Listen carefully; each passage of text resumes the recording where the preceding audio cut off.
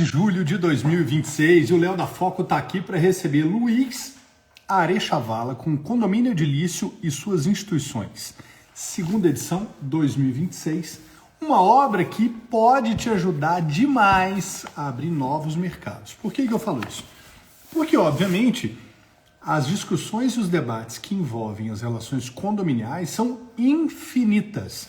E com um livro como esse aqui, você seguramente vai ter argumentos. E olha só o que o próprio Luiz fala na nota do autor de apresentação da obra. Primeiro, Luiz é advogado, sócio fundador da Arechavala Advogados, membro da Comissão de Direito Urbanístico e Imobiliário da OAB do Rio, membro da Comissão de Direito Condominial da OAB de Niterói, membro da Comissão de Direito Condominial e Direito Imobiliário da ABA do Rio, árbitro da CSE, que é o Centro de Soluções Extrajudiciais, autor dos livros Condomínio Edilício e suas gestões e Alienação de Imóveis, Manual de Compra, Venda, Permuta e Doação. Ou seja, o Luiz tem todo o know-how para contar tudo pra gente. Deixa eu falar com ele que eu já estou ao vivo.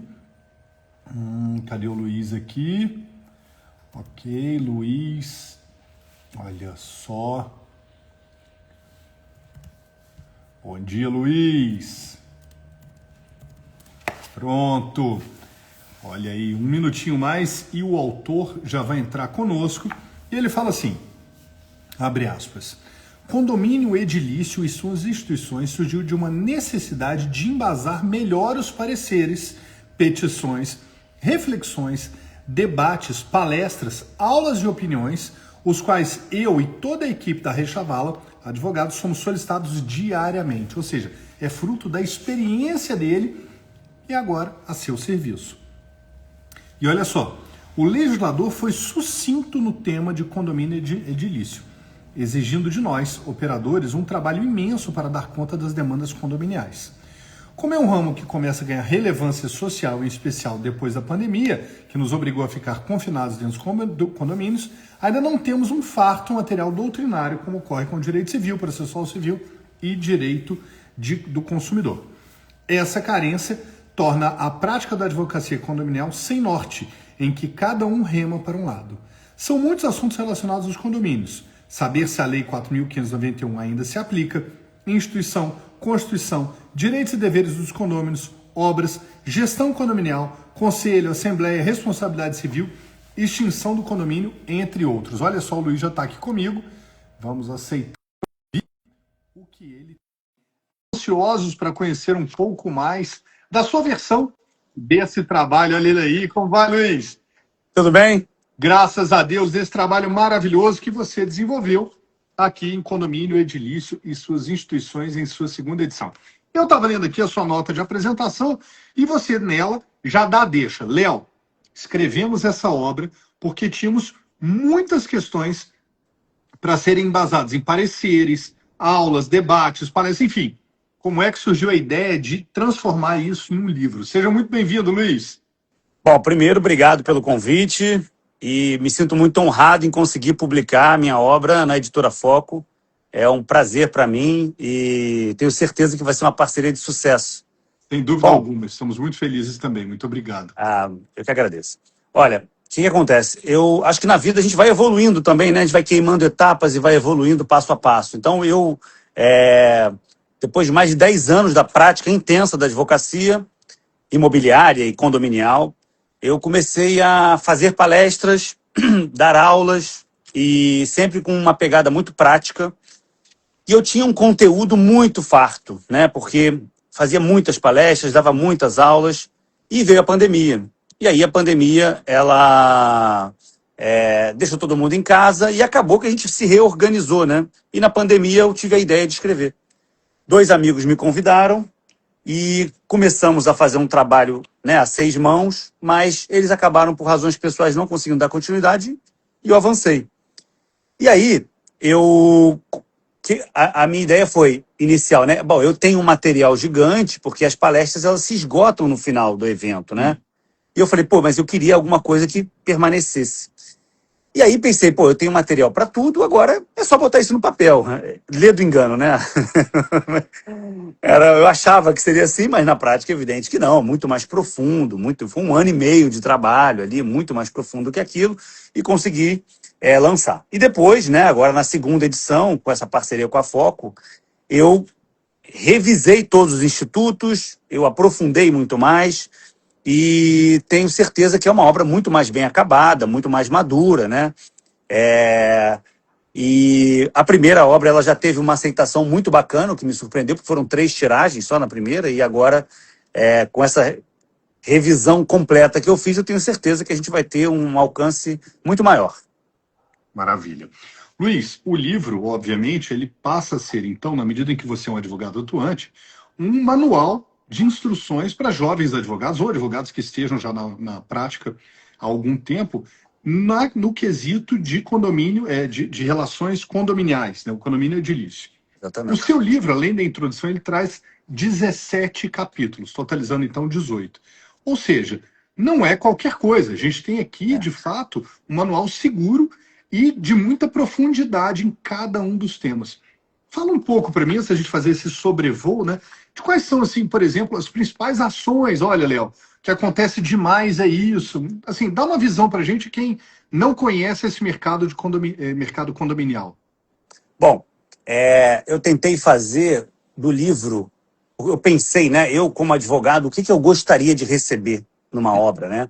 Eu pensei, eu queria como você Maravilha. colocou bem, um manual, né? Eu queria um manual onde ele fosse o mais completo possível, onde ele pudesse me socorrer em qualquer situação que eu tivesse, né? E como a gente tem uma vivência muito, muito grande realmente nessa área, eu pensei, bom, vou botar tudo no papel, né?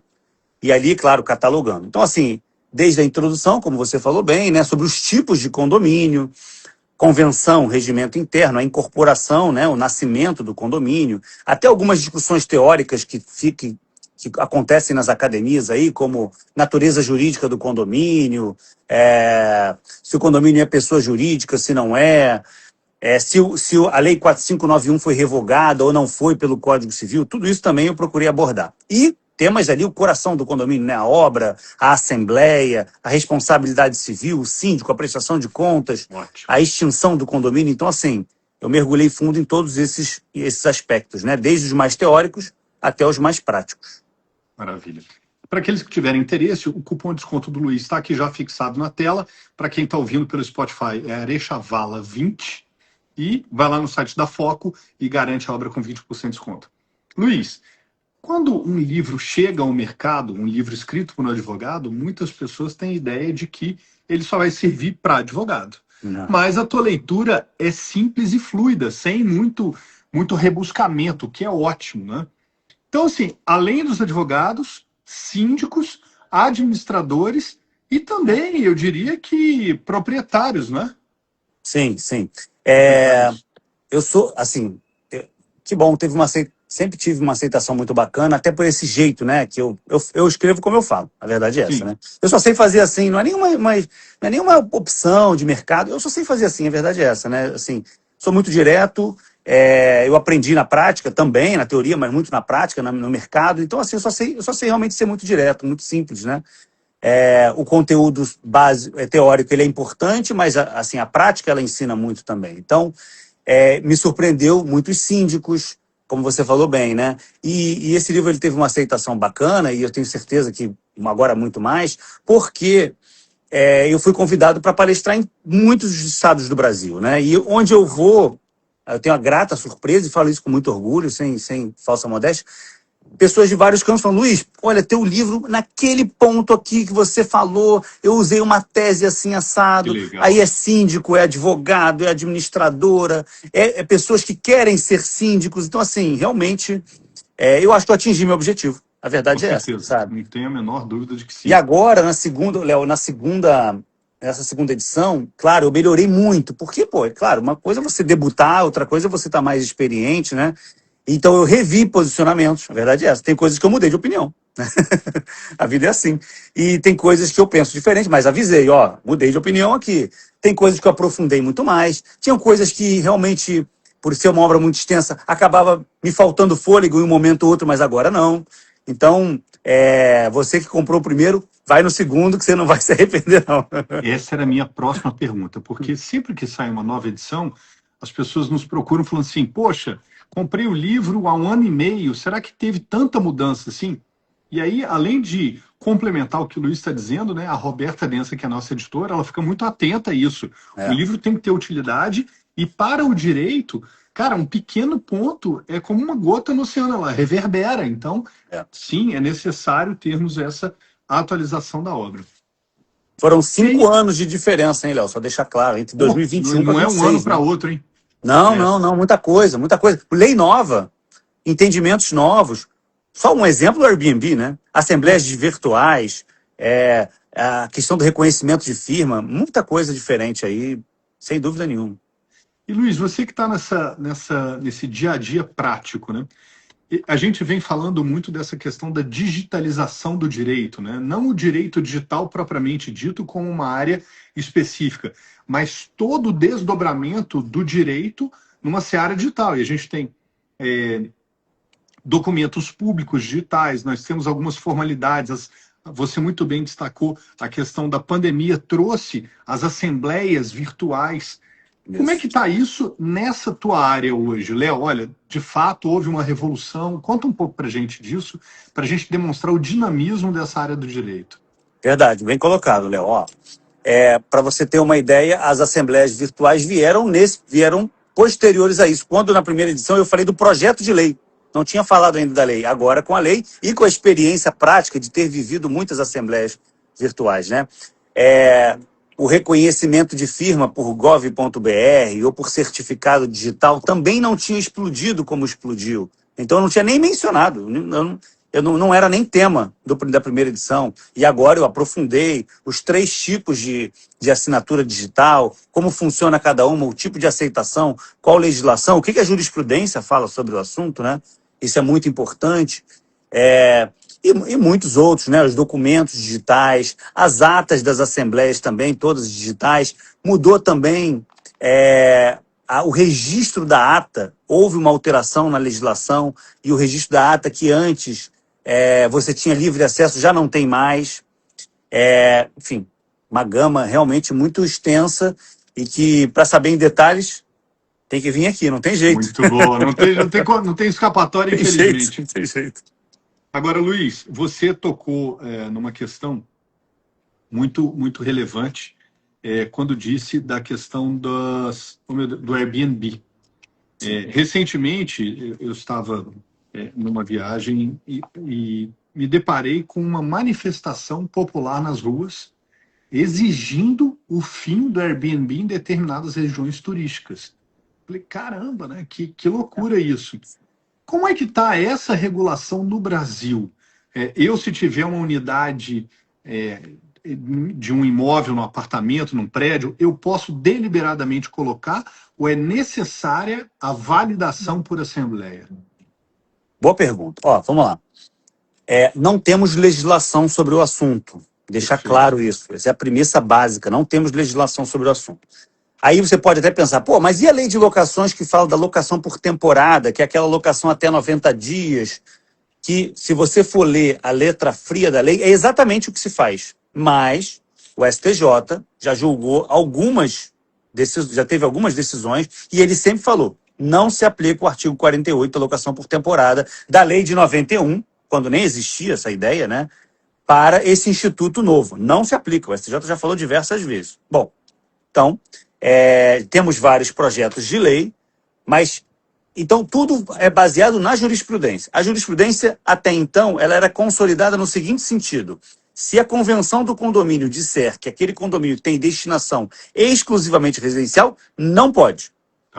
Porque você desvirtua a finalidade, deixa de ser uma finalidade residencial para ser uma outra finalidade. Não sou eu que estou dizendo, é a jurisprudência, gostemos ou não, temos que respeitá-la. Temos que respeitar, né? Isso. Bom, só que, recentemente, teve uma decisão suspendendo todos os processos, porque vai se decidir em tema de recurso repetitivo, porque até então não era repetitivo, para dizer se o fato de estar escrito na convenção que aquela destinação é exclusivamente residencial seria suficiente para a proibição, ou se teria que ter uma proibição de assembleia, de convenção e por aí vai. Então, o tema está hoje em aberto, inclusive os processos estão suspensos, e até então não era o que vinha acontecendo mais. Bem-vindo ao Brasil, essa insegurança, a gente está acostumado com ela, né?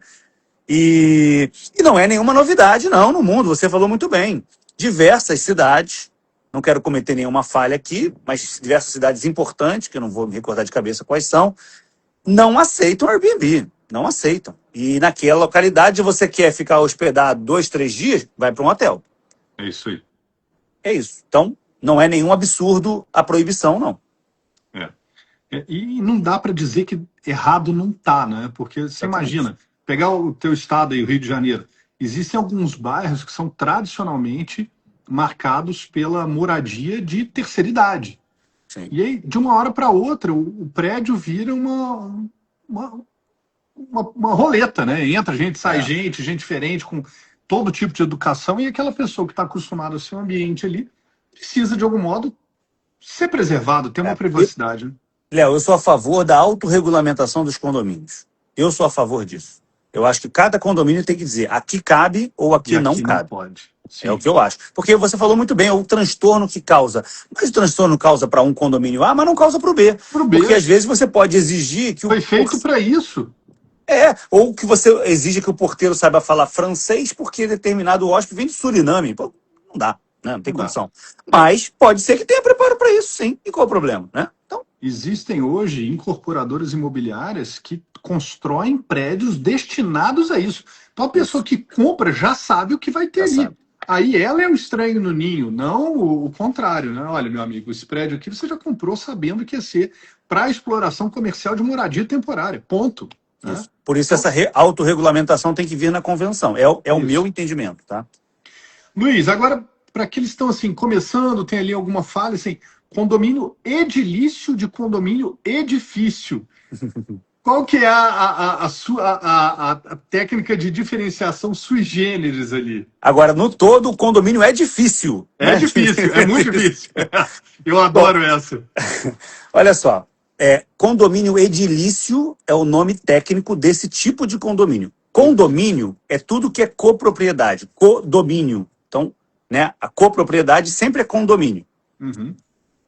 Então você tem vários tipos de condomínio. O condomínio edilício é o condomínio em edificações.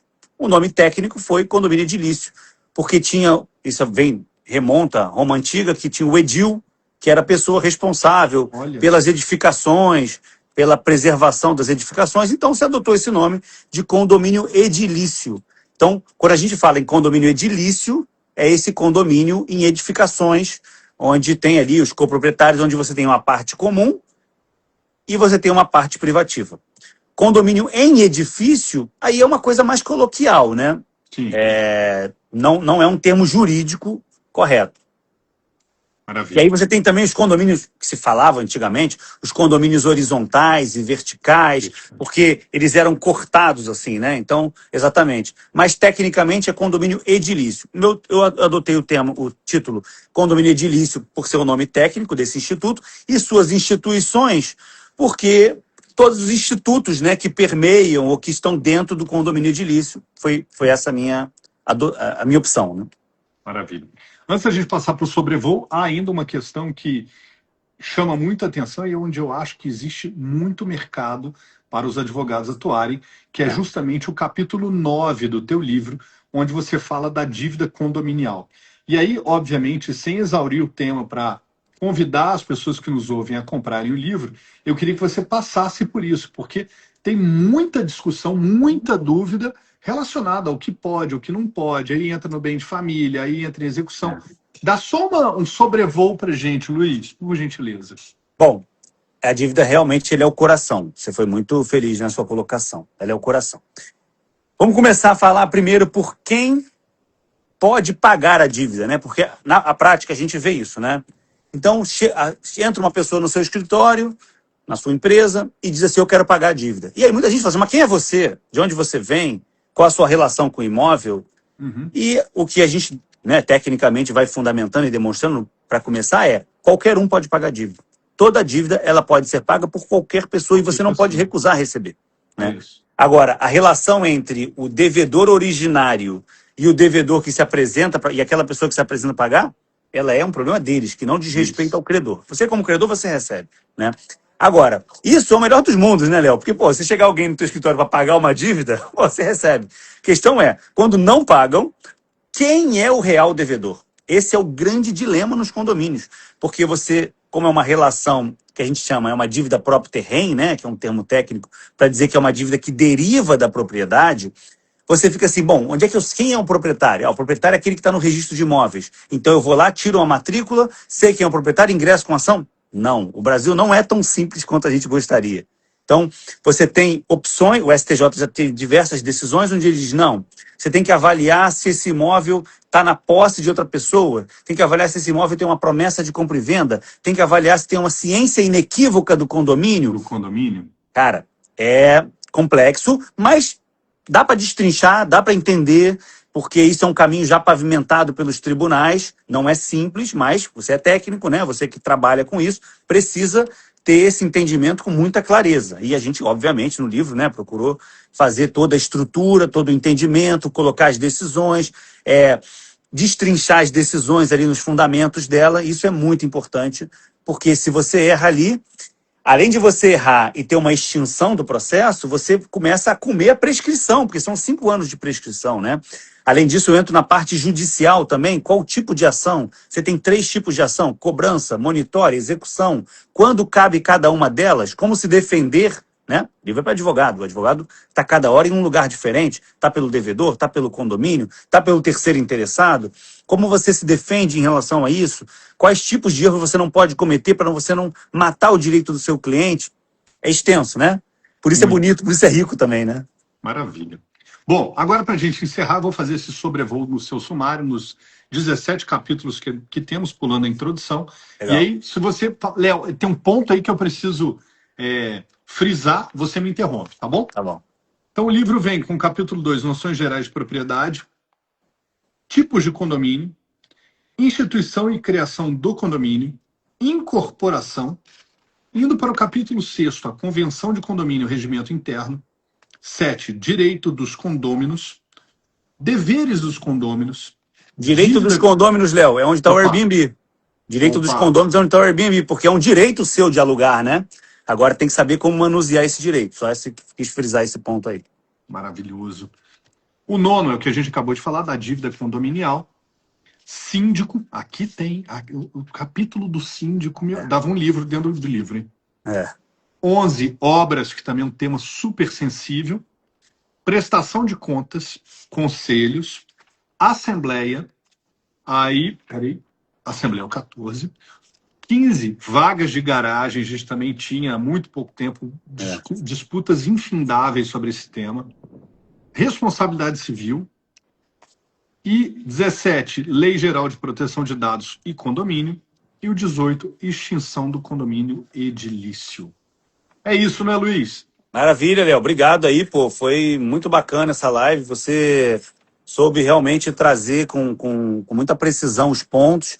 E se você observar, eu sempre coloco nos meus livros sempre coloco o camisa 10, o principal. Então, o camisa 10 desse livro aqui é o síndico, é o capítulo 10. Muito bom. Tá Sensacional, lá. Luiz. Muito obrigado por ter escolhido a Editora Foco. A gente sabe que existem outras editoras, mas a gente se orgulha muito e vamos fazer na medida do impossível, porque do possível é o básico. É o básico. Na medida do impossível, que sua obra seja o sucesso que ela merece. Um grande abraço. E eu me sinto honrado com essa parceria e eu tenho certeza que vai ser um sucesso muito bacana e outros virão. Sem dúvida nenhuma. Estamos aqui de portas abertas para você. Um grande abraço, Luiz. Tchau, tchau, amigo. Obrigado, tá? A todos que nos acompanharam, ao vivo ou em reprise, fiquem com Deus e com saúde. Até o próximo encontro. Um grande abraço e obrigado por estar conosco.